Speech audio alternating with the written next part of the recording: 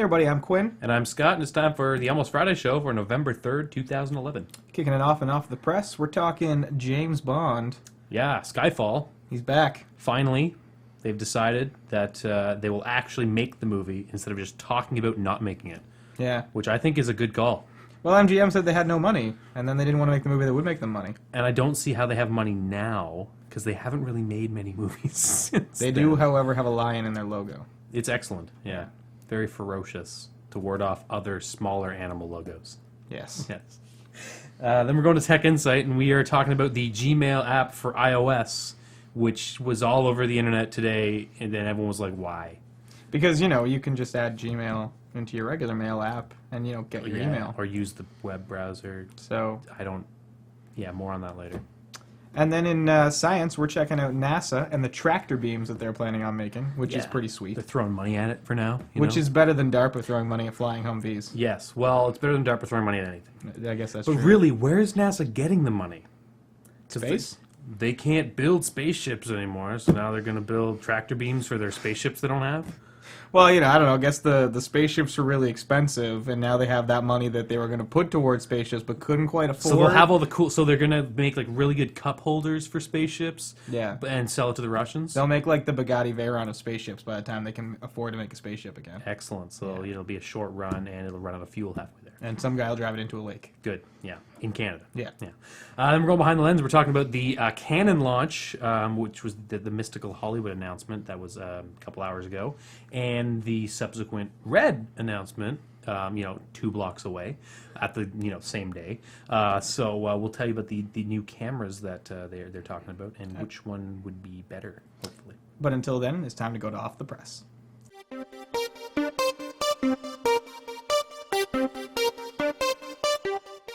Hey everybody, welcome to Off the Press. We're starting with some fun news. James Bond has been greenlit for its 23rd installment. Yay! Still featuring the fantastic Daniel Craig, which is pretty good. So the title is Skyfall, and it's going to be filmed over a couple different locations. Yep. I believe there's like 4 or 5 locations that the film's going to span over, which is pretty cool. Filming begins later this week and will go into... be available in theaters November 9th of 2012. Yep. So just about a year from now. that's pretty cool because, usually with a film of this kind of production, they announce it and it's like a year and a half, maybe 2 years out. Well, who knows what will happen? Maybe they'll have some more money troubles again. Like, I remember we reported on this quite a while ago, actually, that James Bond 23 wasn't happening because of MGM's money trouble. So now they've magically found a sack of money and making this. So the rough idea of the storyline is that James Bond's loyalty to M is going to be tested, and MI6 is going to come under attack, and James Bond is going to have to go and kill people like he does, and test his loyalty to his country. It stars obviously, like we said, Daniel Craig, but it's got Javier Bardem as the villain, which you might remember from No Country for Old Men, where he played a fantastic villain. He plays a pretty good bad guy. So that's going to be pretty cool. Ralph Fiennes is also in it, and Ralph Fiennes is a pretty spectacular actor as well. So good cast for the new one. I'm excited for James Bond Skyfall. I'm pretty pumped too. Moving on to more movie news. Something a little bit less exciting. So, Well, okay. So okay, yes and no. Akira has been greenlit for a live-action movie. Again. Americanized. Again, yeah. So we reported that it was dead, and then last week is greenlit, and now it looks like they're looking to cast Gareth Hedlund as Akira. Yep, he's been approached for the role. He hasn't Or not confirmed. Akira, but Kaneda. Yeah, he hasn't confirmed it yet, but so a lot of people are upset because they found he didn't do a very good job in Tron, and I think that's kind of unfair to him. It's not the fact he didn't do a good job in Tron. Well, IO9 is upset because he's a bad actor. IO9's a piece of shit. No, it's not that he's a bad actor. It's that he's not Asian. Yes, but IO9 did state that they thought he was a bad actor. Anyway, he's had some really strong roles in other films that wasn't Tron, so I think even if they do make this Americanized and he's not Asian, which we'll just have to accept, I think he's a potentially good choice for that character. So I have nothing against him as an actor. It's just he's not Asian. What are they going to do with the names? Yeah. That's my main concern right now, other than, no Well, they could Asians. still spin it in that Neo universe where names of now don't have the same Yeah. meanings and all that kind of stuff. Now so. that in the distant future, everyone is either Chinese or English, like Firefly or something. So anyway, that's about all the news we have in regards to Akira. We'll let you know Yeah. as more unfolds whether or not Gareth Edlund actually accepts the role. Mm-hmm. And more. On to a little bit of gaming news. Grand Theft Auto 5 has had its trailer launched, and oh my god, it's pretty. It is a really, really pretty game. If this is any indication of what in-game footage is going to Mm-hmm. look like, the amount of detail in the world is spectacular. Yeah. Like, shrubs on the side of the road and independent textures for all the houses and Yeah. all that kind of stuff. It looks really good. It's set in Los Angeles. A fictional LA. So that's going to be an interesting backdrop Mm-hmm. for sure. You got some city, you've got some wide open spaces, and Grand Theft Auto's only gotten better with time as far as what you can do in the Yeah. world. So it looks pretty exciting. No launch time for when the game's going to come It'll out, be done when it's done. but going based on previous trailer announcements from Grand Theft Auto series, it's probably about a year away at this Yeah. point.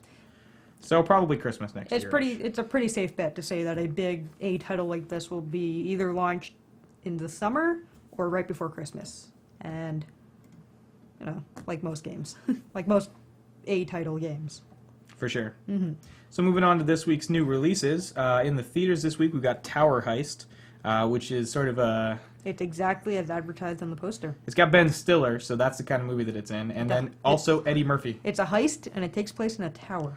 Now, in regards to Eddie Murphy, he isn't playing multiple characters in the movie. Oh. So that probably means it's not going to suck nearly as much as the rest of his films. So the more characters he plays, the suckier the movie gets. Yes. Yeah, But it's because it's a compound interest of how bad an actor he is. true. So the more characters he plays, the more roles are terrible in the movie. It's Branches exponential. out from there. It's exponential. Also, we've got a very Harold and Kumar Christmas in 3D, and these guys are going to properly abuse the hell out of 3D. Oh, yeah.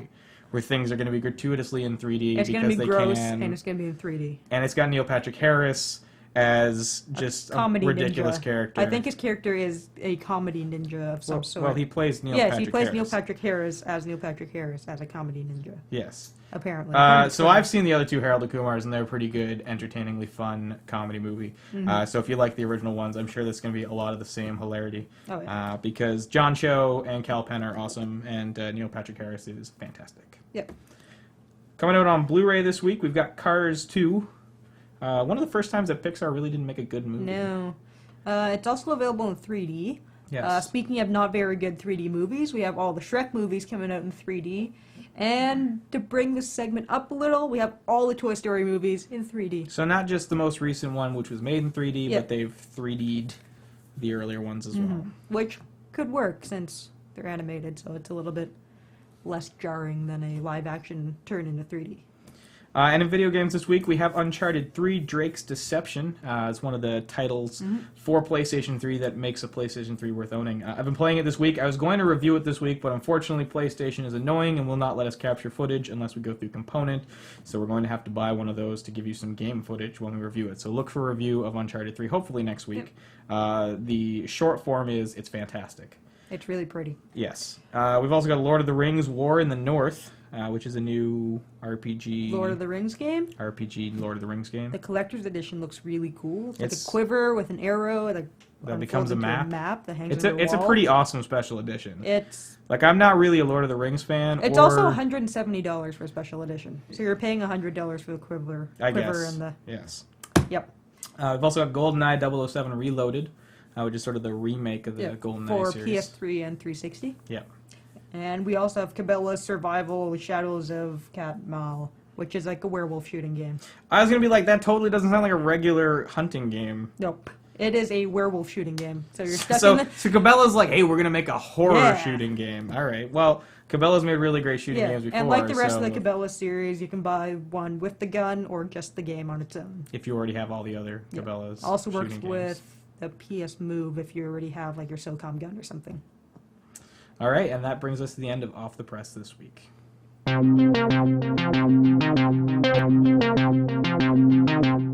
Hey, Hey everybody, welcome to Tech Insight, starting with some Gmail news. The folks at Google decided to release a Gmail native app for the iPhone and the iPad. Yeah. And then it was out for a little while, everyone hated it, and then it got pulled from the App Store and hasn't yet gone back up. So it got pulled because there was bugs with notifications. Yes. So basically there were no notifications, which is completely useless as a Yes. mail app. It's true. In fact, not useful at all. So they pulled it, which is good. They should be fixing it, and a new version will come out soon, hopefully. Now, it is a distinct look on the iPad and iPhone, which is about the only good thing I can say about this. Yeah. Tried it on the iPhone, deleted it before they... I didn't even notice the notifications didn't work. Yeah. Because that was not important to me. But it looks too much like the Mail app for me to... really. Now, the only time I can see this being really useful is if you really are a person who uses all the Gmail features. Yes. If you really like your priority inbox and have actually customized it past Gmail automatically flagging things for you. Because you can have different categories and different colored flags and different types of flags and stuff that it'll automatically do for you. If you really use the priority inbox, this could be a useful app for you once the notifications work. But if you're just a standard user of Gmail, like almost the majority of the people, I imagine, I really don't see any advantage over push email to your mail app. Now, does this work for push, I would assume? Well, its notifications are through the app, Okay. so I would imagine that it's not technically it's more push or less mail, push because but you're yeah. getting a notification. Yeah. So basically, the Gmail Well- will push a notification when you get new mail. I guess if you only have a Gmail address, then this might be a replacement for the mail Well, app, see- if that's all you ever use. And I only use Gmail. Okay. I have 3 Gmail accounts because I like to separate my stuff out of mail that way. But I don't want this. Okay. I didn't see an easy way to have multiple accounts. I think there is a way to do multiple accounts, but it's not as easy as having, backspace, there's my 3 inboxes. Yeah. Like it is in mail. And there definitely won't be a way to have a joint inbox because Google doesn't let you do that with multiple accounts in the way you log into Google. So it looks fine. And if you're a big Gmail person, I could really see it being useful, especially if you use priority inboxes and all your flagging and which folders and things it's in. It's a lot easier to tell. Because in mail, that's not built in, just like on any normal mail app anywhere, right? Yeah. So if you're really deep into Gmail features, wait for it to come back. It's not a terrible app. It looks good. The iPad version's proper. And it is free. Yeah, like it should be. But again, unless you really like those Gmail features, it's an extra thing to have on your phone for no reason. And if you're not using just Gmail... It's really... Yeah, because I have 3 Gmail accounts, but I also have my school account, which is not Gmail. Yeah. And I don't want to have to use one mail app for that, and the other mail app, it just gets confusing. So, Sure. It's really only if you're just a Gmail yeah, person. and I think it's something Google should have. Yeah. Although their web interface is very good, but you can't get the push, so this really kind of bridges that. And it's a good interface for the app. There's nothing wrong with the app. It just seems a little, why do we have this? Next up, we're talking a little bit of Apple stuff. Yes. So the iPhone 4S came out, and unfortunately, there was a lot of battery problems. Again, like a lot of people are complaining kind that of their thing. batteries were dropping pretty quickly. Yeah. Now, originally, a lot of people were like, whatever, it's a dual-core phone with dual-core graphics, and if you actually look at the battery numbers, it should be a little bit less than the iPhone 4 in Yeah. terms of talk time and things like that. For sure. But people were saying, no, it's actually really draining. So Apple ignored it. It got to the point where the Apple forums were just going crazy with it. They've admitted there are several bugs, not one. There were some people leaning towards a notifications bug, I think it was, or a GPS bug. Well, I don't know if it's tied in at all, but my Mobile Me has stopped working. That's interesting. It works, but it won't push emails anymore. So something's going on there. They didn't announce what it was specifically. They said there are several bugs that are known, and the fix to these bugs have shipped in the latest beta of 5.01. Yeah, which is available for developers as of today. Yeah. So hopefully that it's basically the problem's been fixed. So they were aware of it probably for a while, knowing Apple.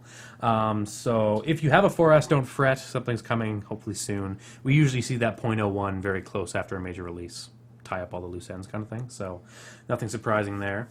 Now, it's been a pretty slow week, so I want to talk about some tiny Apple rumors because I thought they were interesting for where Apple's going in terms of their PCs. We don't talk about Apple computers a lot. For sure. With their iPhone and iPads and things like that.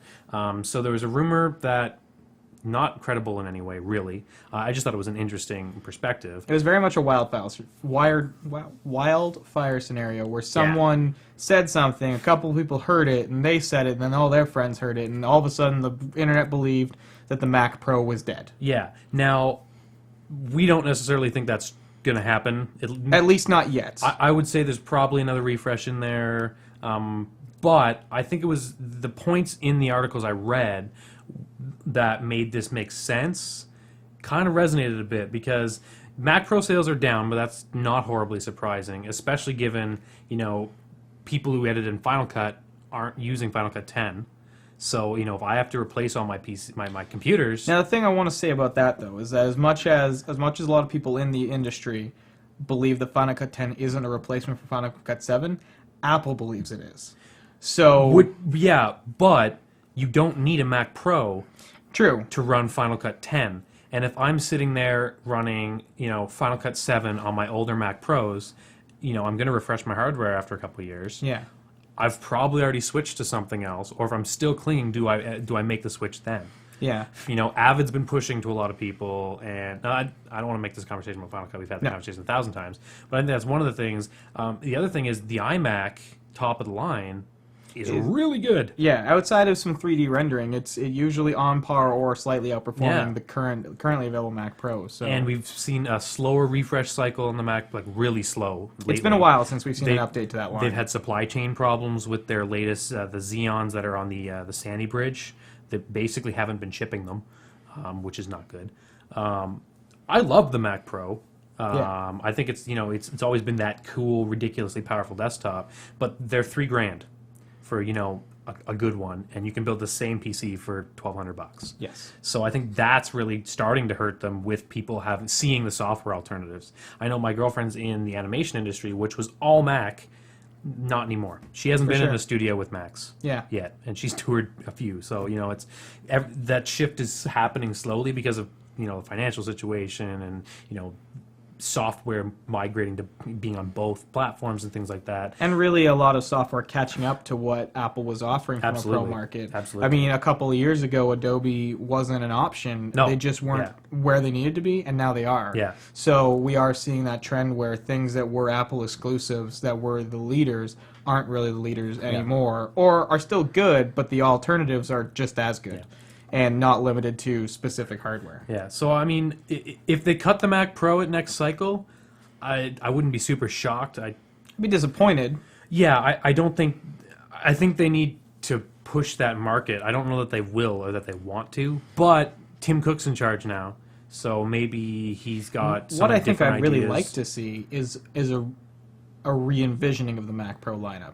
We're bringing the price point down. We're offering more of a flexible build option for the computers to try and make it more competitive with an with a PC system. Yeah. Instead of prices starting at $2,600, get prices starting at $1,700 with decent hardware. And at least then you're competing with your iMacs. Yeah, absolutely. Because if you get a ripped out 27-inch iMac, they're $35. I think they're about 32 or so. Yeah, so that's your, for a comparable Mac Pro without a monitor, and then you buy the 27-inch, you're looking at $4,000 or $5,000. Yeah. So it's, it's getting hard to want to buy them. For sure. I'd like to see them do something with it. Whether they do or not, who knows? Now, speaking of refreshes, there's been another rumor, which I said was going to happen a couple weeks ago on MacDose, that the MacBook Pros are going to get a refresh to be MacBook Air-like. Yeah. Now, I don't really see the need for that. No. But it won't surprise me, because we have been on the form factor for a while. Yes. They need to... Being Apple, they like to change their stuff. They never stick in anything for more than a couple years. Yeah. So I wouldn't be surprised. There's nothing wrong. The MacBook Pros right now are awesome. They're selling great. I see them all over the place. I have one. I love it. You have an older one. You still use it. Yes. It's I still kept up. use it. My love for it has dwindled, but that's a whole other story. Other issues that most Macs have anyway. So yes. What do you think?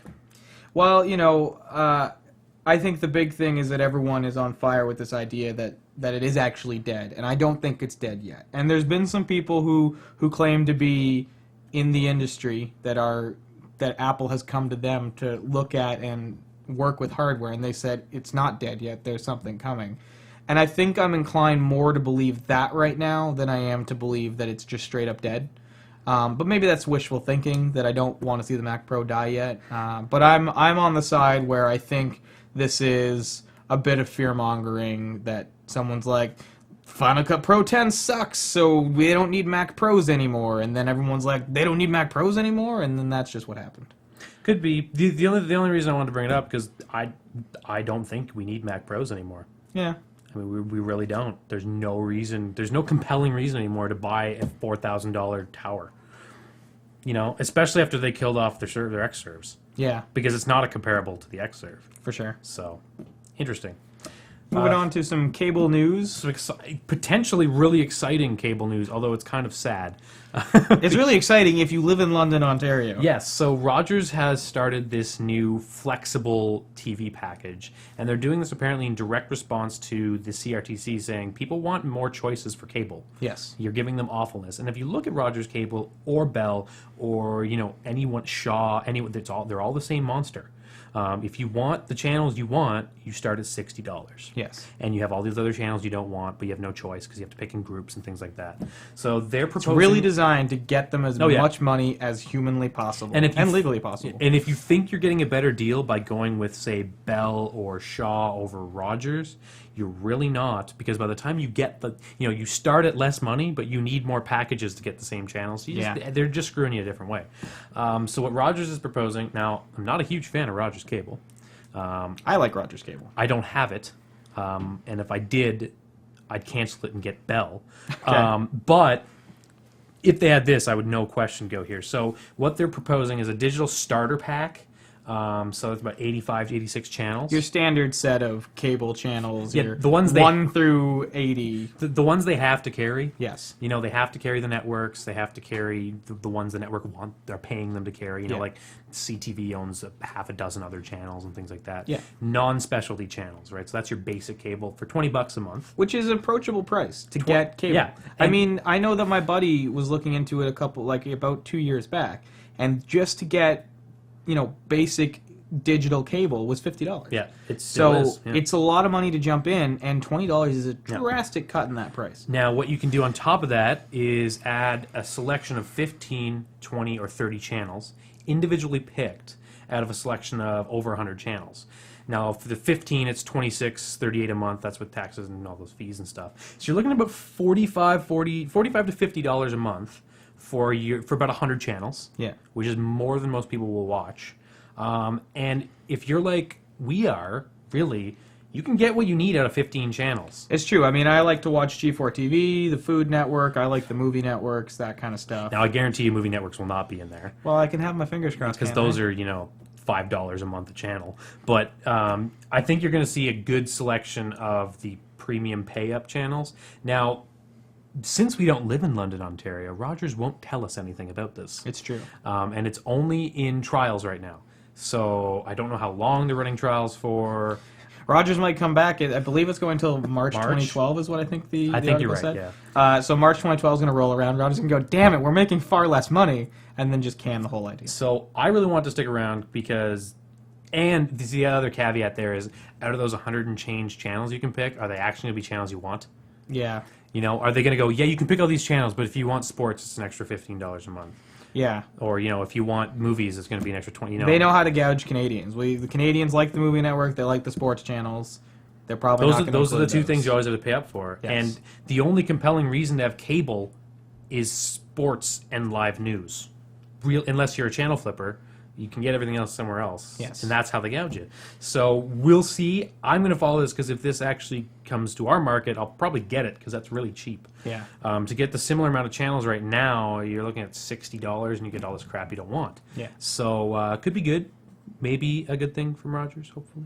We'll follow up if it goes anywhere. Yeah. But until then, that's the end of Tech Insight for this week. It's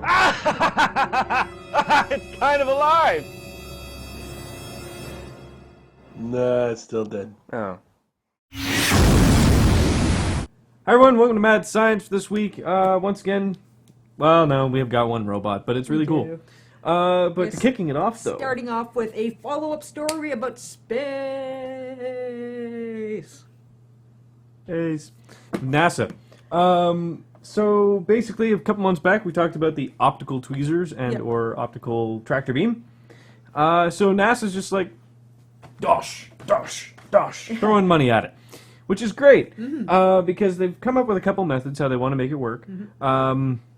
There's the optical tweezers method where they are essentially using like helical beams, and then inside the cavity, that's where the particle is. This is for small bits of dust. Like very, very small. But that's fine. Eventually it gets Yeah. scaled up. But anyway, so they're throwing money at this now. Dust now, starships tomorrow. Yeah, that's Exactly.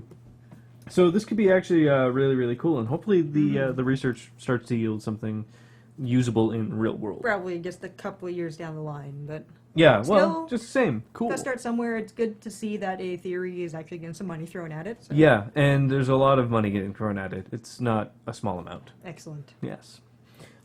Kicking it off, still with space. Yes. In particular, another space agency, which is finally getting off the ground in something innovative. Off the ground. Space. Why did I do that? I don't even job. try anymore. So China is, well, they launched a autonomous Yep. docking spacecraft Yeah. successfully. It didn't crash and Yeah. burn and cause death and mayhem on the space station, which is actually really cool. I believe it's called the Shenzhou 8 spacecraft. Has rendezvoused and docked with the You can go ahead. Tiangong 1. Yeah. I don't speak Mandarin. I don't know. So that's the space lab connected to the thing. So that's really cool. So they're hoping to basically get their own stuff up and running Yep. because they want to go to the moon. Who doesn't right now? They also want to go to Mars. That is if there's not an international consortium of Yeah. space agencies doing that, which hopefully there is. is. Which would be really cool. Well, it would make sense. We already have a bloody space station up there. Yeah. Why not? All these countries have space programs. Why not just keep them Why up not? there, stock the crap out of them, and just put some boosters and send them toward Mars? They're going to have to find a way of getting down there without crashing. Minor details. Yeah, we get to that point. Yeah. Space. It's all modular. Just build some rockets on the side of it, you know. So it's going to remain docked up for about 12 days. Yep. So I believe it says here, yeah. So November 17th is when it's going to come back. And then it's going to undock, and then dock again, and undock and dock again, just to make sure everything works, and it's going to come back down until next time. Yeah. They're going to try to do a manned spaceflight, too. Yeah, and the whole idea is together. it's get it up and down without it crashing and burning. So that's really good. Good on you, China, and keep up the good work. Cool. Last but not least, the wonderful makers of the Big Dog robot. Like I said, I try to cut down the number of robots, but this one No, this is is cool and really scary. Yeah. So we I- all know Yep. Honda. You know, they have Osmo. Nice little robot. Yep. Well, It's cute, it does things, but it's a little bit slow and not very terrifying. Like, if that was following me down the Yeah. street, I'd be like, oh, so cute. now Scott did make a great point that this robot isn't that fast in compared to a human, No. but it is faster than Osmo. Not to mention it's more human-ish. It's about well, I'll say Human-sized. average It man looks size. to be about 6 feet tall, and that's not including a head. Yeah, it's actually kind of got a nice, cute little red blinky light for a head right now. Non-threatening. Yeah, non-threatening at all, except this thing's coming at you going. Zzz, zzz, zzz, zzz. It's made by Boston Dynamics, people who brought us Big Dog, that other scary military robot. This thing is actually really cool. So far, it's still a prototype. It's called Petman, Petman. It's still at the point of, well, they actually have it walking now, which is the biggest feat. So, It's bipedal. It's walking under its own power, which is, well, not under its own No. power, but it it's is still tethered walking. to the ceiling, unlike the Hyundai Yeah. robot. But it is not being suspended by anything otherwise. It is up on its own legs, its own weight. So that's really cool. Yep. Not to mention, it moves at a fair clip for a robot. And it's adaptive, because if you click through to the show notes and look at the video, there's one part, I think it's near the middle of the video, where some guy just, gives it a little nudge, and it just does Yeah. that, and then, like the Big Dog, just kind of rights itself again. So, Yeah, restabilizes and continues on its way. So we now have a indeterrable killing machine in the making. I think I saw this clip in a montage in Terminator. Probably did. Yeah. So, I for one welcome our robot overlords. Sure. That about wraps it up for Science This Week.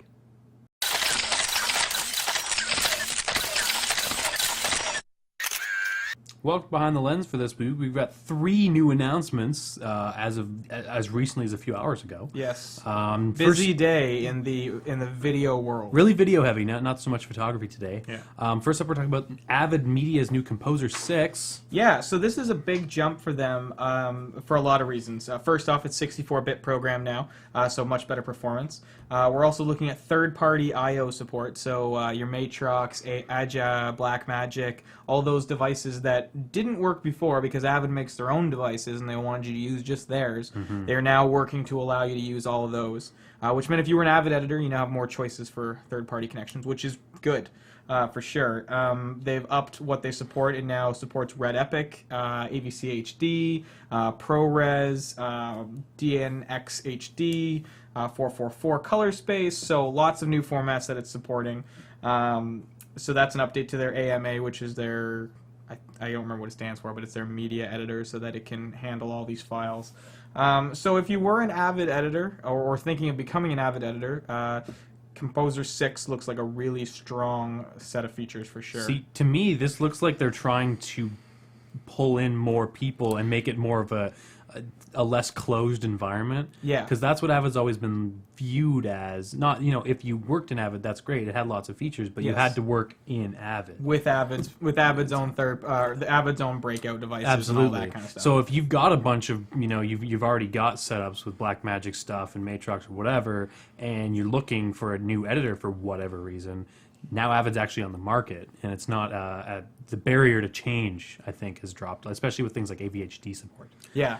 So they're still rolling on the people who are unhappy with Final Cut Pro 10 bandwagon, and they're offering a $1,500 cross-grade fee, which means if you have Final Cut Pro 7, you can move to their program for $1,500.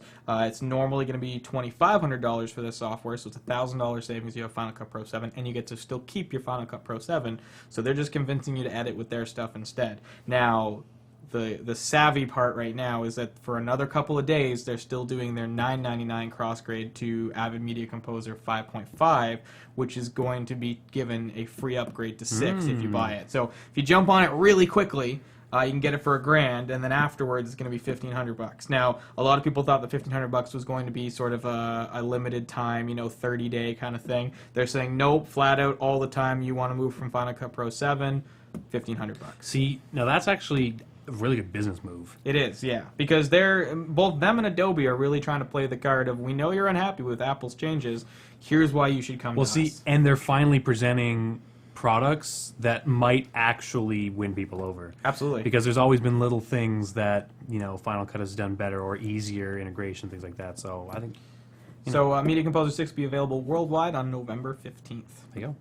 So moving on to the big news today, and that was Canon's announcement of their C300. Yes. Which was their cinema camera. First off, let's talk about what it looks like. A lot of people thought the AF100 was stupid looking. And this looks a lot like the AF100. It's a little more rounded as opposed to box-like, but yeah. It's a little prettier than the AF100, Not a lot. but not a lot. It looks a lot like an SLR without any grippage. Well, that's the interesting thing about this is it's very modular. So there is included with the price tag is a handle which has a 4-inch screen on it that also has XLRs that you plug in. So without it, you have no XLRs. You have to plug the handle on. And then there's also a sort of DSLR style grip that will go on the side as well. And then you do have the viewfinder which will tilt and stuff as well. So it's a pretty neat device. The interesting part is the feature set. A lot of people were expecting them to launch something that was going to compete with Red, so something that would do 4K video, and they didn't. Yeah, everyone thought it was going super high-end. Yeah. But they kind of aimed for more of what realistically you're going to need more often, I think. And that's what they said. Their statement was the industry isn't ready for 4K. Now, I disagree with that statement because right now, with a $3,000 gaming rig, you can go out and edit 4K footage. The possibility of working in that format and the possibility of theaters displaying that format is there. But I do agree that it really hasn't hit its mainstream. However, we are seeing Red being used in all kinds of productions, Absolutely. and people like the idea of having 4K because it allows them a lot of post-work afterwards, reframing, cropping, panning through video. So there's a lot to be gained from 4K if you're bringing it down to 1080 as well. So it's kind of interesting. The big kicker, though, was that it does not have 1080 60p. It doesn't even have 1080 60p overcrank either. So on the AF100, you can record in 1080 24, but at 60 frames per second, so it plays back in that sort of 40% slow motion, which is the most common use for 60p in cinematic filming, is to slow down the footage and get that nice slow motion. And the AF100, as a $5,000 camera, does it. And the FS100 will record in 1080 60p flat out at a $6,000 camera. This guy's going to be retailing for $16,000, and it only does 1080, 24, 30 frames per second, and does 720 60p, which I really think it should do more. Yeah. I don't know why they haven't jumped on 1080 for the 60p. large price tag. Now, it's been very clear based on the announcement that they are really tailoring this towards filmmaking and towards television production, where you need no automatic features, because there is no auto exposure, there is no autofocus, even with Canon's EF lenses. This camera will support both EF and PL mount lenses. You have to buy one or the other. I think there might be an adapter to go to PL based on what this looks like. But you can get it with EF, which you'd expect Canon would then put autofocus in the camera, but it's not there. And there's no auto exposure, which means that it's really designed for scenarios where everything's locked down. Yeah. See, it seems like a bit of a confused design. Yeah. For how much they're charging. So we're seeing 50 megabits per second, which is, it's using the exact same codec that's out of the XF100 and the XF300 series. Now the XF100 is a $3,000 camcorder, and it's using the same compression engine technology. Now, That's the $16,000. yes. So, you know, it's a bit all over the board. It does have built-in neutral density filters, and it's got a lot of programmable controls, and apparently it's supposed to be very good at getting accurate colors, and it does have their own log file built in so that you can get nice flat images for good grading. But I still feel like it's a camera that's lacking features. And a lot of people were really expecting the 4K, and it didn't happen. And then near the end of Canon's broadcast, they said, oh, and by the way, we're working on a DSLR that's going to shoot 4K. And it was like, wow, you've just now completely crushed your C300, because why would I spend 16 grand on this when this 1DX-C version is probably going to be like 10 grand and do 4K instead? Yeah. See, the only place I could see this having is a lot of people, especially in television, have started shooting with 5D Mark IIs. Yes. So maybe, you know, if I'm a DP on a TV show, I might switch to this because it gives me a little bit more. I believe that's exactly the market they're going for. And price doesn't matter. Well, it does to a certain degree, because if we compare it to its strongest competitors, which is the Sony F3, which is about the same price point but offers a lot more capability for proper outputs and things like that, it starts to become which one should get. And then the Red Scarlet, which we're going to talk about shortly, comes and kind of stomps all over this as well. So it's kind of, you know, I definitely think that the market they're going for is 5D Mark II shooters that want a production camera. I feel like it really should have been like 8 grand and not 16 grand. I think the price point is above what it's achieving in performance. And I think that's what a lot of people are feeling right now, is that it's a good camera. It's just too expensive for what it is. It's really, not enough of a change. It really seems like they just priced it without actually looking at comparable models of other manufacturers, or really even in their own line. Well, a lot of people were saying that Canon got lucky with the 5D Mark II. They made a camera that they didn't expect was going to be great for video and ended up being great at video, and they kind of lucked into that market. I think that's a fair statement. And that this was the proof that they still really don't know what they're doing, because it's missing stuff. So it's interesting. You know, this DSLR that shoots 4K, we'll probably hear more about it next year. You can go check out some footage made by it. Vincent Lafayette posted his Mobius video. It looks great. Yeah. But, you know, I don't really feel like it looks leaps and bounds better than something that would have been shot on the 5D Mark II. I mean, it solves problems for the 5D Mark II. They're supposed to have much better, much less jelloing and longer record times and all that kind of stuff. I'm not going to go all the specs for you. But, I mean, I don't know. I'm a little disappointed by it. It's really the price, I think. Yeah. Yeah.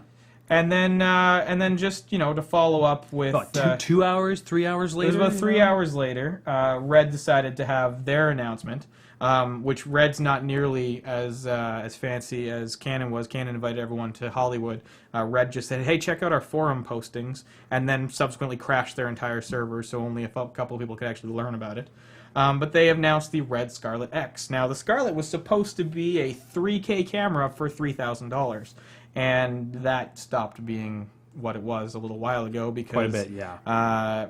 Because Red realized that was an unattainable goal. So instead, they've decided to make a camera for $10,000, which when we just talked about a $16,000 camera, that's $6,000 less. And if you look at Red's lineup, yes, yeah. So the Red Scarlet X is using the same sensor that's in the Epic, except it doesn't have the same frame rate capabilities of the Epic. So it's not quite as fast if you want to record high frame rate at high resolution. This one won't do it, but it does have identical quality at the same frame rates.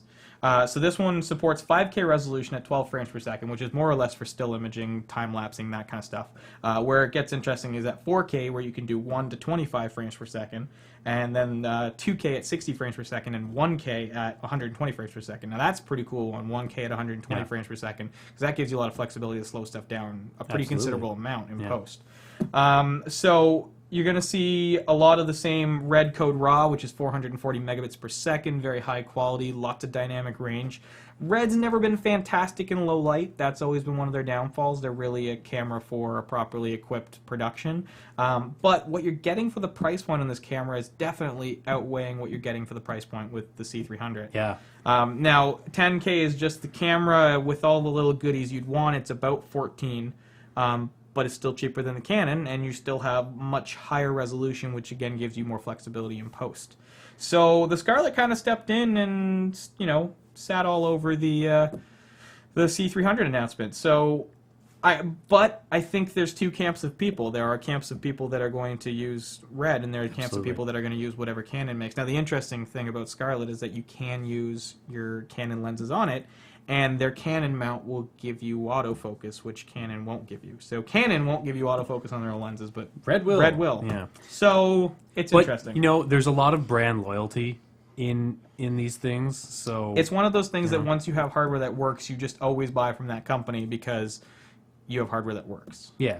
Even if the rest of their hardware isn't that good, you're gonna get stuck. You're gonna just buy whatever worked best for you for that one shoot that it was really important. Yeah. So, if you're looking to get into entry-level professional filmmaking, lots of news today. As far as which one you should buy, part of me wants to go with the Canon because I know that the colors are going to look fantastic. But the savvy customer in me really thinks that the Scarlet is probably a better option. Looks that way. Both of them are going to be highly back-ordered, so if you want one, luck. pick up a phone and call them right now. Yeah. So, and that brings us to the end of Behind the Lens this week. And that brings us to the end of the show for this week. So if you have pre-ordered a Scarlet X or a Canon C300 and you want to tell us all about it, you can do so by emailing us at contact@almostfridayshow.com. Or you can take lots of pictures with your phone and send them to us via Twitter at @almost_Friday. Take pictures of your pre-order. Yeah. Look, I paid $15,000 for this. Yes. Or you can always check us out on our Facebook page, which is the Almost Friday Show.